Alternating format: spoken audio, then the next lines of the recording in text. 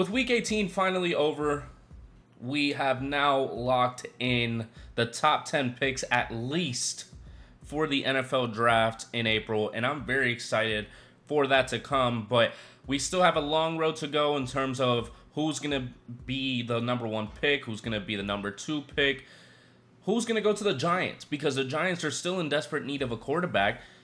Are the Titans going to force their hand? Are the Browns going to force their hand? What are they going to do? Are they going to do something in free agency? Are the Browns going to move on from Deshaun Watson? There's a whole lot to think about in terms of the overall aspect of even the top five. I'd say majority top three. The Patriots just fired Gerard Mayo, and they had fired Gerard Mayo while I was making the Shedeur Sanders rebuild with the Tennessee Titans. If you haven't seen it already, go watch it. I think it's a great rebuild. We're going to keep it going with those, hopefully, if you guys enjoy it. But for right now, we're going to focus on the mock draft. And we're going to start off with the Tennessee Titans at the number one pick. And at the number one pick, I do have Cam Ward going to the Titans. Since I made that rebuild, I had heard some more rumors and more murmurs about the Titans actually liking Cam Ward a lot, and maybe more than Shedeur Sanders. And I had said this in a previous mock draft, that if Cam Ward is there and Shedeur Sanders is there while the Titans are on the board, I can see them going Cam Ward instead of Shedeur just because they're not falling for the hype of Shedeur Sanders. I like Cam Ward a lot, and I mean, the Titans just earned this number one pick because the incompetency that they have at QB right now of Mason Randolph and Will Levis. But I don't think that Ward will be a fit for every team, but I think he would be a fit for the Tennessee Titans. For as much as he has some heroic big-time throws, he also has some head-scratching turnover-worthy plays that he just throws it into coverage where he doesn't need to. But he has improved every year he's been in college, no matter the team.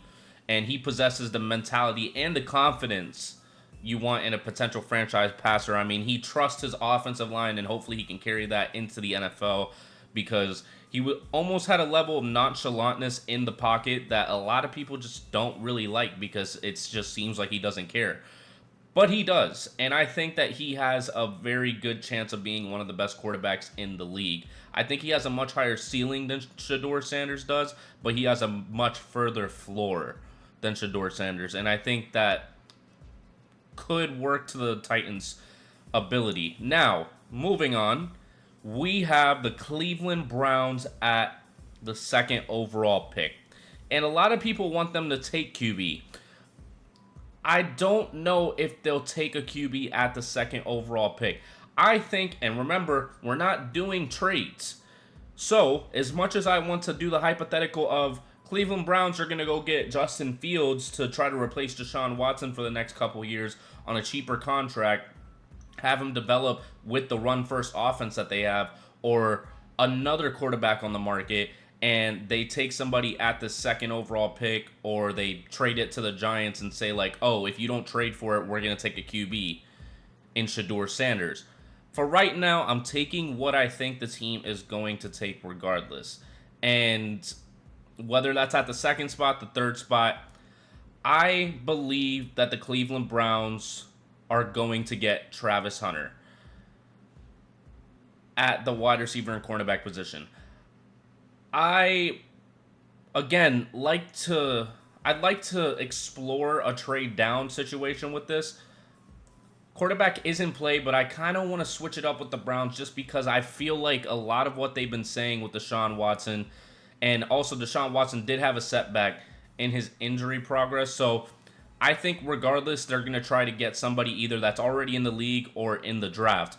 Now, I don't know if they spend their first round pick on it. They could get Jalen Milroe in the second round and take a chance on him. It's a possibility, but with this being the first draft of mine that has a solidified top 10, I'm very hesitant to go Travis Hunter over Shedeur, but he is the best playmaker in the draft, and I feel like the Browns just need somebody that's going to be that, whether it's on the offensive side or the defensive side. And I feel like Kevin Stefanski would be the type to test out that dual threat situation. I'd like to see him with the Browns. I'm sure that a lot of Browns fans are going to say we're taking Shador Sanders, no-brainer, at the second overall pick.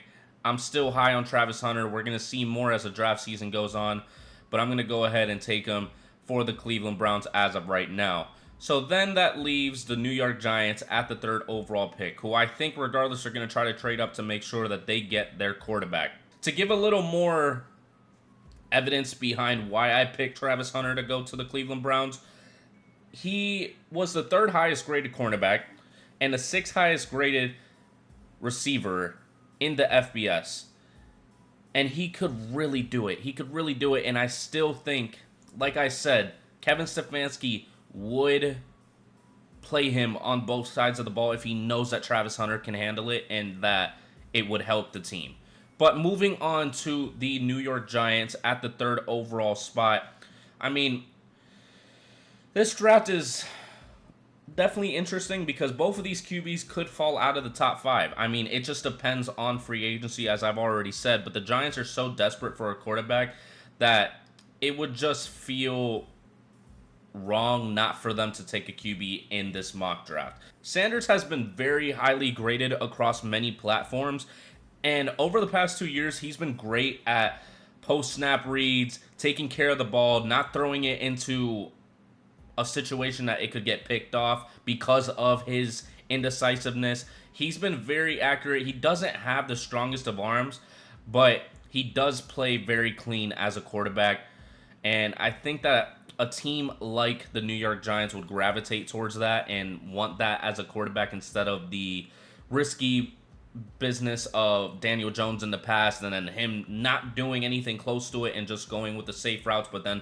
not being able to be accurate. Shador Sanders is very accurate most of the time, and I think he can be that for the New York Giants, and he ends up getting his wish of going to New York. As the New England Patriots at the fourth overall pick have seen now Travis Hunter and both QBs go off the board. Obviously, they weren't going to take QB, but I've been seeing a lot of what you guys have been saying and seeing some people say that Patriots need to take offensive tackle and over Travis Hunter. And, I mean, I'm not going to be taking an offensive tackle at the first overall pick. This isn't like 10 years ago that the Kansas City Chiefs did the same thing. But I think that at this position with the New England Patriots, with them dropping from the first spot to the fourth spot, firing Gerard Mayo, I think they're looking to build around Drake May as much as possible. And the best way to start that is getting an offensive tackle in Will Campbell. I think bringing in Will Campbell to start solidifying that offensive line even more, because Drake May dealt with a lot of injuries that he shouldn't have at the end of the season. He didn't play in Week 18 because he had a concussion from the prior week, that if he didn't have to get out the pocket because the pocket was collapsing, he would have been just fine. So Will Campbell coming in and being a more solidified offensive lineman, even if he is a guard, which some teams are viewing him as a guard, he has 3 years of good starting experience at tackle at LSU, and he should get his shot at tackle in the pros. So regardless, I think he's probably the best offensive lineman in this draft class and would immediately be a starter, almost Joe Alt type of starter as the Patriots tackle. And the Jacksonville Jaguars see Will Campbell fall off the board and have to kind of shuffle a bit, because I don't see a lot of teams going, okay, Will Campbell's going at the 4, Kelvin Banks is going at the 5. I don't see teams doing that. It's unfortunate. I think Emory Jones literally fell all the way down here, and he was up there. He was right where Kelvin Banks was right now. But going back to the Jacksonville Jaguars, their edge defenders in Trayvon Walker and Josh Allen have been disruptive to a point, but they have a lot more potential to be disruptive. Obviously, Josh Allen is that. Trayvon Walker is getting into it, but the defense lacks strong interior play to match that. Mason Graham, who just has elite overall grades across the board, is just a stud run defender and a twitchy interior pass rusher. He's the best player available at this pick, and as much as they probably need tackle or they need a corner, this is going best player available, which, I mean, with me talking to a lot of you guys, that is what you want to see for some of these teams, and specifically the Raiders, who we will get into. The best player available, very clearly right now, for the Raiders to take is Tatario McMillan. He's the best wide receiver in this draft class. After trading away Devontae Adams in the midseason, the Raiders created an extremely need at the wide receiver 1 position. And they'll likely be in the market for one in free agency, but if that fails, they should be in range for one of the top receivers in this draft, being Tatario McMillan. He's 6'5", with some very strong hands. He's able to go up and get it. Like I've already said, his after-the-catch ability to break tackles and to get out in space is something you don't see that often with somebody that is 6'5". I mean, DK Metcalf you might see from time to time, but he goes up and gets it, he comes down, he gets tackled. Sometimes he is able to break a tackle or two. Tatario McMillan has just been able to do it all as a physical wide receiver and almost like a Cooper Kupp, DK Metcalf type of mix to me. Because of his size, because of his ability, I think Tatario McMillan would be great for the Raiders. Again, I'm hoping that the Raiders would look at quarterback in free agency or maybe even in the later rounds, because there could be a possibility that they try to go with one of these guys come the second round, come the third round. I mean, Jalen Milroe's probably going to be a top second round pick, and they could very well get him. He has a lot of potential. Jalen Milroe has a lot of potential. It's just not the type of potential that's worth taking in the first round. It's not Anthony Richardson type of potential. So we'll have to see when the draft dates come, the draft combine and stuff like that. But moving on to the New York Jets. Will Johnson, yes, he was facing an injury for most of the season, but when he was fully healthy, he showed exactly why he is one of the best cover players in the country with top-tier NFL ability. At 6'2" and 200 pounds, he has the athletic ability and fluidity to play mirror man coverage against any receiver. And I feel like the Jets need somebody that's going to relieve some of the pressure off of Sauce Gardner. Sauce Gardner has had a little bit too much pressure throughout the season, and it seemed like it got the best of him for the majority of it. He started to come into his own towards the end, but still, Sauce Gardner is basically on an island at all times in that defensive backfield, and adding somebody like Will Johnson in that secondary with Sauce would be almost elite potential for that defense going into the future, who have been known for their front seven, but could be known for their secondary as well. And the Carolina Panthers are now here at the 8th spot. Now, the Panthers winning over the Falcons definitely dropped them.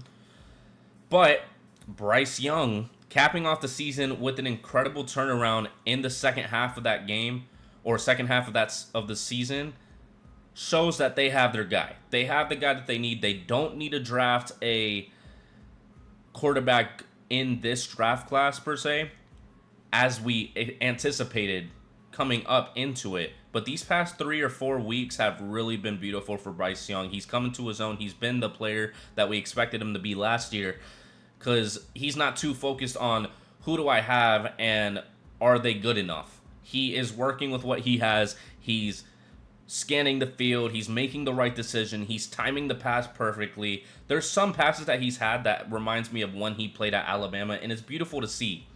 And I'm happy for him. And I don't think QB will be in need for a good amount of time. But the defense needs to be focused on for the Panthers in this draft. And the pass rush is probably at the top of their list. Abdul Carter has the best burst and bend in this class. He has a 91 PFF pass rush grade, and he wins 23% of his pass rushes. And this is his first year as a full-time edge rusher. I think he can only get better, and with them already trading Brian Burns, replacing that edge already, and possibly Jadeveon Clowney still being on on the other side would be a great matchup and would be a great mentorship for Abdul Carter going into the future out of Penn State. I think you cannot go wrong with an edge rusher out of Penn State at this point, with how we've seen Micah Parsons be one of the best edge rushers in the league, and I think Abdul Carter can do just the same as a Carolina Panther. But with the New Orleans Saints now on the clock at the 9th pick, I also am going to have them take edge. And at this point, yes, he didn't have the best season. He had a bit of a quiet season based on the expectations that people had for Nick Scorton coming into this season. But at Purdue last year, he had a 21.3 pass rush win rate. I think that with his bag of pass rush that he's able to use, he has tons of different moves and counters at 6'4" and 280 pounds. He is exactly what the Saints would need in the 4-3 defensive end. But it also depends on the type of coaching staff that is going to come in, if they keep the same or if they move on from it. But I'm thinking about how they already run their defense, and Nick Scorton could fit it beautifully if he's able to get back to that form that he was at Purdue. I think it was just Texas A&M and them knowing that Nick Scorton was probably their best edge rusher. They need to make sure that they need to double him. They need to make sure that they focus on him in game planning. And it got the best of him. But he has a deep bag that he could definitely use as a New Orleans Saint. And the Chicago Bears at the 10th spot, I haven't liked how their offensive line looks this season. It's a bit too up and down. And I can't imagine, with how up and down this offensive line has been, that they don't make some sort of investment into it. And bringing somebody in like Kelvin Banks Jr., who, yes, is a bit small in height and length for a tackle, because we haven't seen his legitimate size. I think he's listed at 6. Oh, no, he's listed at 6'4". Listed at 6'4". I'm not sure if he would move into guard. He may start his career at guard, and that could work for Chicago, which, I mean, seems to be a position of need. And the guard position isn't really something that is a strength of this draft class. If they're able to move him there, he provides them a very high ceiling in the future and right now. But in the future, if he moves to tackle, his pass blocking was unmatched at Texas. I mean, and Texas was very good in the pass game. And I think Kelvin Banks was a big reason for that. 6'4" might move him in. Maybe in the future he'll be a tackle, but it would fill in the offensive line need in general. And I think he would be able to fit wherever they put him. He's just very talented as a pass blocker. And moving on to the San Francisco 49ers, who I've had taking offensive line for a good minute, but I think we're going to go to a different side of the ball, and that's going to be on the defensive side. And like I said, and like I've been saying, they could use a lot of help in the trenches. But we're going to go with Jalen Walker being their choice at the 11th spot. He's listed as an off-ball linebacker, but he definitely excels as a edge rusher coming off the edge to rush the passer. At 6'2" and around 250, he's a bit light on his measurements to be a full-time edge defender, which is why they have him as an off-ball linebacker, but he wins 21% of his pass rushes, and I think he's very explosive, and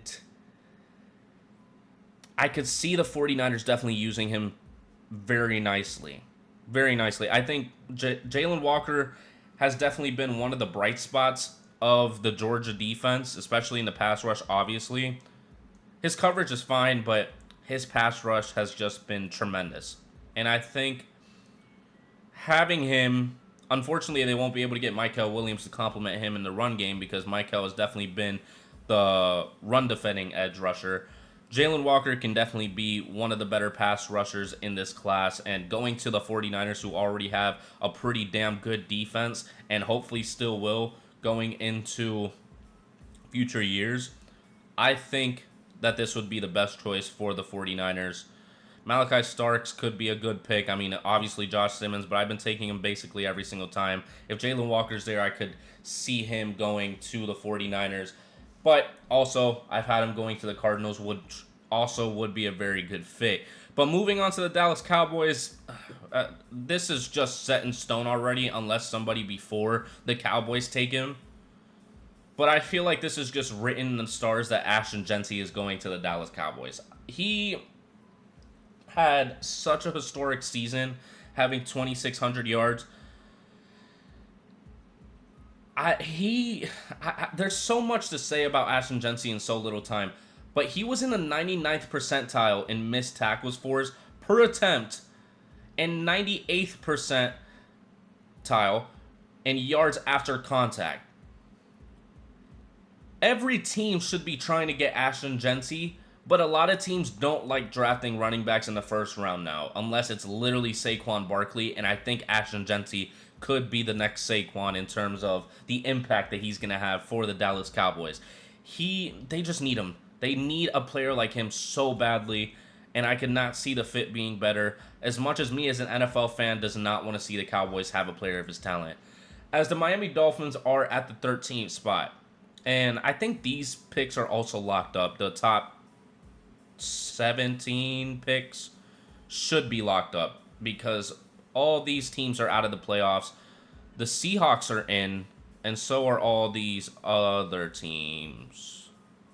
Maybe I'm right, maybe I'm wrong. But moving on, the Miami Dolphins, they unfortunately need to go offensive tackle. And I could see Malachi Starks going to the Dolphins. Don't get me wrong, because Javon Holland might not be a Dolphin next year. I mean, shit. Tyreek Hill might not be a Dolphin next year. So, the only way that they can focus on something is for Tua Tagovailoa, who is the only secured player for the future in terms of the contract. They just re-signed him to an extension. They need to be able to build the offensive line. And while Simmons did get hurt midway through the season, so we won't be able to see him in Ohio State's playoff run for the college football playoffs, before he tore his ACL, he was one of the best offensive tackles in the draft. And he has some of the best footwork in the class as well, with good athletic ability and smooth movements.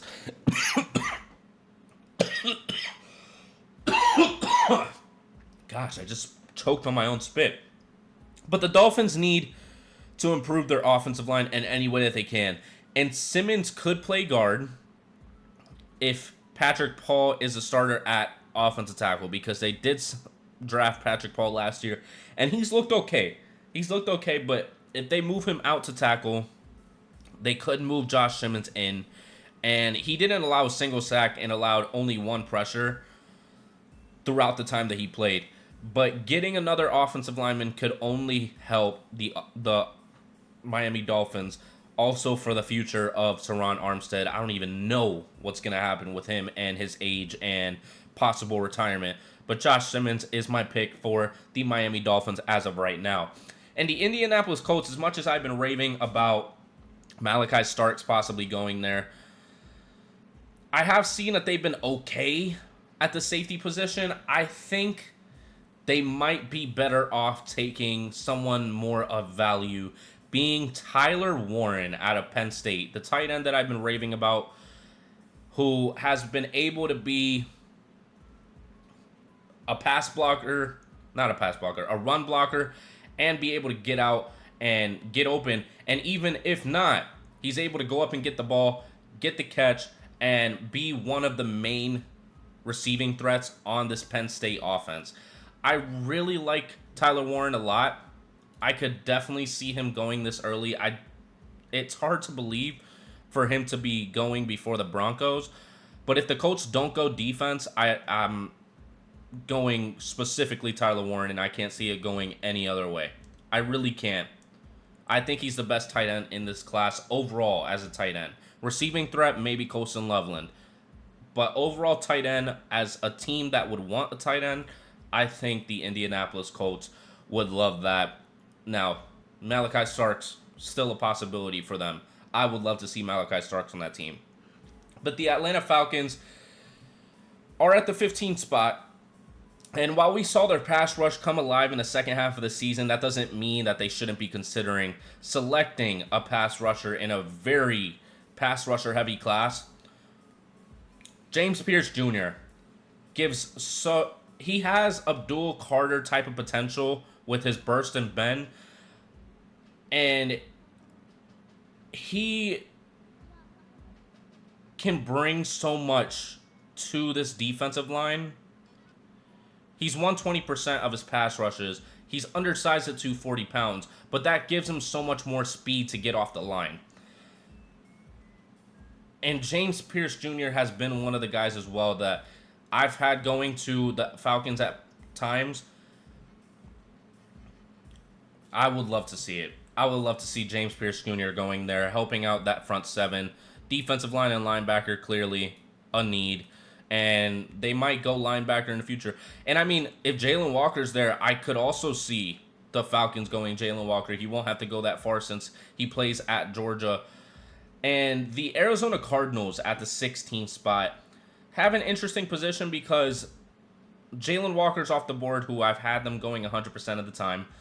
And now James Pierce Jr. is also off. And now we have to look at their interior of the defensive line, which has been pretty weak. It's been pretty weak, and I've been very high on Walter Nolan out of Ole Miss. I had him going to the Bills later in the draft, and I think I'm going to have him going to the Arizona Cardinals here just because of his ability to run defend and also be a above average pass rusher. And the Cardinals need some new juice on their offensive line. And I think Walter Nolan can bring that as an interior defender.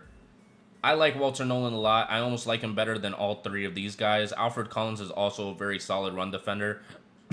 But Walter Nolan is very impressive. And the Cincinnati Bengals at the 17th spot, I've had them taking a specific guy for a good minute on the offensive side when I draft offense for the Cincinnati Bengals. Luther Burden III wasn't as great as he was in 2023. But like I said in previous videos, I think that's more because of the Mizzou offense and not Luther Burden. I think it's more the play calling and not Luther Burden. I think it's more the QB than Luther Burden. He's an elite after the catch receiver who can win in the slot or as a flanker. The Burton experience or experiment in Cincinnati hasn't gone well. I mean, he didn't fly with the team for week 18. He's been a bit of a cancer in the locker room, and they do have the pending free agent in T. Higgins, who we still don't know if they're going to get him. We still don't know if he's going to actually go with this word of saying, I'll take less money to stay in Cincinnati. How much less money are you going to take? That's the thing. You have to pay Jamar Chase, who now is a Triple Crown winner, and he's only probably going to get better in the NFL, especially with Joe Burrow, who he's played with since college. He's probably going to be the most paid wide receiver. T. Higgins has the possibility of doing that as well somewhere else. But if he stays with the Cincinnati Bengals, he might hardly even touch $30 million a year. With cap space reasons. Not because he doesn't deserve it, but because if they want to be able to get a defense, they're going to have to invest in it in free agency. I don't see them doing it in the draft. I could possibly see Malachi Starks going at this position. But if T. Higgins leaves in free agency before this draft, and I'm anticipating it, the Bengals need to get that wide receiver 2 to take the pressure off of Jamar Chase, because that is what T. Higgins is very good at. And it would help Luther Burden excel too. And yes, they need help on the defensive line, but they could use another playmaker next to Jamar Chase, and Luther Burden can literally fill perfectly if T. Higgins is out of the door. And moving on to the Seattle Seahawks. At the 18th pick, I'm going to have them taking edge. And it's the guy playing across from Nick Scorton for Texas A&M, and that is Shamar Stewart. Shamar Stewart has been impressive. And Boye Mafe has took a nice step forward as a pass rusher this year. But the Seahawks need more in the pass rushing department. Stewart has a rare combination of size, speed, and power. At 6'6" and 290, he's been one of the better run defenders as well. He's flashed as a pass rusher in that department too. I think bringing him to the Seahawks and having him hone in on his go-to pass rush moves, he could be a great addition for the Seahawks' future. I would love Shamar Stewart going to the Seattle Seahawks. I might like him better than Michael Williams going to the Seahawks. As the Houston Texans, who I've been having take defensive interior for the past couple of drafts, but in this one, it's been very obvious that they need offensive line. Whether it's going to be tackle, whether it's going to be guard, I think they need to go offensive line regardless. And we have some options in Ursery and Milam and Cameron Williams. In my eyes, they need somebody that can be flexible. They need somebody that's going to do what they need them to do and be effective at it. And the interior offensive line of the Texans has been their major Achilles heel because they have Laramie Tunsil. Titus Howard is great, but he has had to be pushed into the guard spots.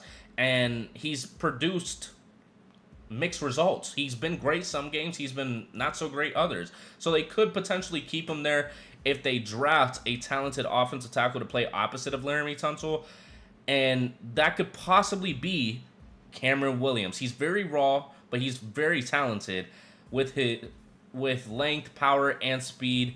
I think he can bring plenty of experience at that right tackle position. Have Titus Howard kind of hone in as an interior offensive lineman because he might be already thinking about, oh, when am I going to get back to my position? If they're able to get somebody that's competent at the right tackle position, I think that they'll be a little more set than what they have already been with Cameron Williams going to the Houston Texans. Or they can move Cameron Williams to right guard, say. But Denver Broncos at the 20th spot would have originally been taking possibly Tyler Warren or Colson Loveland. I'm going to have them taking Colston Loveland. I think they take a tight end regardless. And despite Courtland Sutton being great this year with Bo Nix and being the pair that they need, they have lacked any other consistent receiver. And getting a type of receiver in Colston Loveland, Sean Payton has been one of those guys that emphasizes the tight end position for his entire career. Loveland has been the main aspect of that Michigan pass offense, and I think when he's healthy, he can be a fluid receiver and probably one of Bo Nix's favorite weapons. Blocking, he might have to work on. I don't know if they're going to rely on him to run block at all. But Colston Loveland would be a great addition. Almost, Jimmy Graham was a pretty decent blocker. I was about to say Jimmy Graham on the Saints could be a comparison, but I'll just go with Colston Loveland being another pass option for Bo Nix for his future. And the Tampa Bay Buccaneers at the 21st spot, I'm going to have taking Malachi Starks. Malachi Starks could bring a lot to any team that decides to draft him. But the Buccaneers will definitely be eyeing pass rush upgrades, of course. Don't get me wrong. The defensive line needs to be looked at. They have a lot of old guys on that defensive line trying to fill it in for the time being around Vita Vea, who has been basically the only star on that defensive line. But with a lot of the top pass rushers off the board, I don't see them taking or reaching on a pass rusher at this point in the first round. I like the idea of them forming one of the most talented duos in the league at the safety position in Malachi Starks and Antoine Winfield. That would be absolutely beautiful because this season we've seen a lot of the deficiencies in the Tampa Bay Bucks secondary. And bringing Malachi Starks in, he's already used to a team in Georgia that doesn't have the greatest secondary, but he's able to lead them. And having him and Antoine Winfield is just unmatched. And I think that would be a beautiful pairing. As the Pittsburgh Steelers at the 22nd spot are probably going to be looking for someone specific. And they've been trying to take it in previous draft classes. And they've been trying to search for it in secondary draft picks and day 2, day 3 draft picks. But it hasn't really hit. And that is a fearless man coverage cornerback. And you know where I'm going with this. It's Benjamin Morrison out of Notre Dame. I still think he is one of the more talented corners in this draft class. Yes, he might not go as high as he did in the last mock to the Raiders. But the Raiders, if they see a talent like Benjamin Morrison, they want to take a chance on him at corner, especially with the desperate need at corner that they have. But adding him across from Joey Porter could be a match made in heaven. And I like Benjamin Morrison going to the Pittsburgh Steelers. Obviously, I would like Emeka Egbuka going to the Steelers. I would like possibly a tackle going to the Steelers. But I feel like their tackles just need to develop a little bit more. The only other option would have been Emeka Egbuka. And I've been very high on Emeka. I think he could still be taken by the Steelers at some point or in the first round in general, but not on this one. The Los Angeles Rams are taking tackle no matter what. I'm not going any other route for the Rams. I think they need to continue to invest into it. And Rob Havenstein is going to be 33 years old and in the last year of his contract next season. They need to move on from him. They can't do the same thing that they did with Whitworth, getting him from the Bengals. The Rams could definitely find his replacement right now or in the future. But I think taking Wyatt Millum could be one of the best options for them because he has consistently been dominant as an offensive lineman at West Virginia. He is dominant in the run blocking. He's dominant in pass blocking. It is the perfect match for the Los Angeles Rams to take. I can't imagine anything else for them. And moving on to the Green Bay Packers. Jair Alexander has been disappointing in terms of his availability. And the Packers' cornerbacks in general have also been very disappointing this season. That game against the Bears was piss poor from the Green Bay Packers. Now, yes, they dealt with a lot of injuries, or two very big injuries in Christian Watson and Jordan Love. They should not have lost to the Bears regardless. They should have won that game, not handedly, but at least close. And they didn't. They lost against the Chicago Bears. And I think they need to focus on cornerback in this draft. And the only option that I can see them taking with them looking for upside as a CB1 is going to be Shaban Rebel. Shaban Rebel, before he tore his ACL, was starting to make his mark more and more in becoming one of the better cornerbacks in this draft class.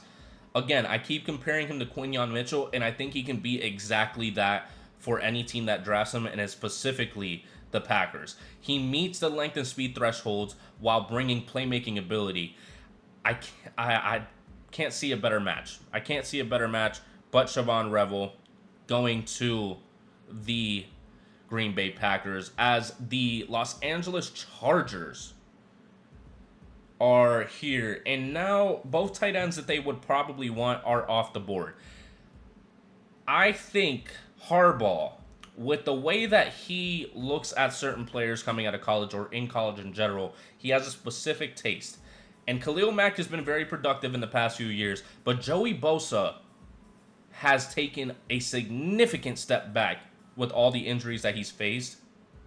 And Khalil Mack won't always be Khalil Mack.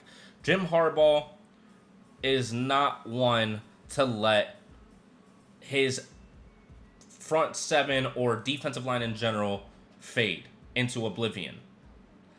I think that he is going to focus on it, and I think he's going to try to get a difference maker with Jack Sawyer. And it might be a reach at this point. We're going to have to see going into the draft combine or his pro day.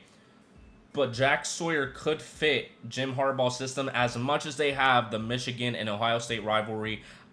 I know that Jim Harbaugh's the type to appreciate hungry players when he needs to. And the Washington Commanders are here, and there's a specific edge rusher that is still available that could fit their defense very well. And they need depth and talent at edge rusher. Mykel Williams could bring a lot of that. His pass rushing, of course, I've said it multiple times, is still developing. And he may not be a high sack guy. He may not get a lot of sacks. But they could look at him to be a physical and dominant presence on that edge and be able to stop the run. And I think that Dan Quinn would appreciate that from an edge rusher. The Baltimore Ravens, I think for right now, if they don't go corner, I think they're going tackle. And the best option at this moment is Ursery. I think he is very formidable. He took a little bit of a step back this season compared to last. But I think if he has some time to develop on that Ravens offensive line, he would definitely could be Ronnie Stanley level. But they just need depth at the offensive line if it's not corner, and I could see it happening for them. The Minnesota Vikings need cornerback in general. There's no other way to go for them. They can't just go running back guard or take a tackle to move him to guard. Trey Amos has been connected to the Minnesota Vikings for everything that I've seen, and they could lose a good chunk of their cornerback room in free agency. Amos brings an ideal amount of length and long arms to the position at 6 foot and 190. He forced 14 incompletions this season, and that made him finish 7th in the FBS. I think the Vikings, if Siobhan Revel is not on the board, will take Trey Amos over Jahdae Barron. The Buffalo Bills could also be facing a similar situation with Rasul Douglas possibly not being re-signed or on the move. Barron went from a starting safety to a starting slot defender to a starting outside cornerback, and he's excelled at all three spots. The Bills could definitely use a player like Jahdae Brown, and in the time that he has played this season at outside corner, he's recorded 5 interceptions, 10 forced incompletions, and has been very highly graded. And I love Jahdae Brown going to the Bills if they're not going defensive line. The Philadelphia Eagles at the 30th spot. I can't see going any other way but going edge. And Princely, I'm not going to say his last name, out of Ole Miss, could replace Brandon Graham or Josh Sweat because they're both hitting free agency or retiring. You see that last name. I cannot pronounce that right now. I'm going to have to take a class on that. But he has great pass rushing numbers over 2023 and 2024. And in that time, he's won 22% of his pass rushes. He has some good burst. The Eagles could definitely use him or put him behind Nolan Smith as Nolan Smith becomes a great edge rusher again. And then Princely is able to develop afterwards. But I think they go edge to try to fill out that missing Josh Sweat, the missing Brandon Graham, who's retiring, probably. As the Kansas City Chiefs, I think regardless are taking tackle. And I think they might go more talent or more potential this time. Not necessarily Gray Zabel, who is the best available. Josh Connerly Jr. out of Oregon has taken a big step in pass protection. He allowed just 10 pressures on 520 pass blocking snaps. And with 2 years of starting experience under his belt, the NFL could be a great step for him and his potential for the future. And I think the Chiefs might take a chance on him at the tackle position over somebody like Gray Zabel since he plays at Oregon and he's excelled at Oregon. The Detroit Lions, I think, are taking edge regardless. I can't see any other way for the Detroit Lions. And I spoke about this guy previously, But Mike Green out of Marshall has been another pass rusher who has also excelled as a run defender. He has a good bag of moves, and he has an elite first step. Yes, he's going to Marshall, so you can think of competition possibly being a factor. I could definitely see Dan Campbell appreciating his tenacity, though. Landon Jackson is also a possibility, but I'm going to go Mike Green as a 32nd pick in the first round. It might be a steal, it might be a complete miss, but I think they just need depth in general, and they don't even have to pressure him to be one of the best edge rushers in the league like Aiden Hutchinson. But with that draft class, I like it exactly the way that it is right now. I think the top 10 is solid. Maybe Abdul Carter doesn't fall that far. Tatario McMillan is definitely getting taken by the Raiders if they have to pick between him and Abdul Carter. I don't see them going, oh, we drafted Tyree Wilson a few years ago. Tatario McMillan's on the board, but Abdul Carter also is, so we're going to take Abdul Carter. I just don't see it. I like how this looks. I like the Patriots getting an offensive lineman. And if you did, leave a like so more people can see it. But if you didn't, leave a comment. We can have a conversation. I've been loving having conversations with you guys about this draft, and I'm excited to keep having combos with you guys. And subscribe so you don't miss out on the rest of these mock drafts that we're going to be having come out consistently until the draft season. I don't want it to come out unneedingly, if that's a word. I want to do it when the draft order is either more set, or certain teams lose, or we get to the Super Bowl and most of the teams are set except for the top two. But I'm excited, and I will see you in the next one. Peace.